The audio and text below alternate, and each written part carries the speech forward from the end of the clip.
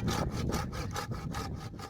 ताला की रहमत फजलो करम और शुक्र से आज का व्लॉग शुरू करते हैं। जैसा कि आप सबको पता है कि आज संडे है और आज घर में बहुत सारे काम होते हैं संडे को, और आज हम जाएंगे दरख्त काटने के लिए और आपको भी साथ लेके जाएंगे।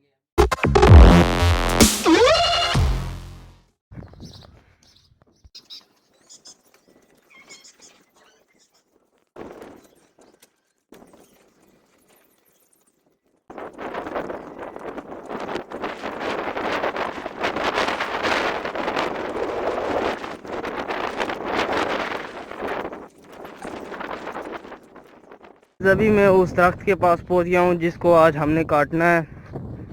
तो तकरीबन मैं उसके पास पहुंचा। तो मेरे भाई भी यहीं पे होंगे, तो उनके भी पास चल के आपको दिखाता हूं कि वो कौन सा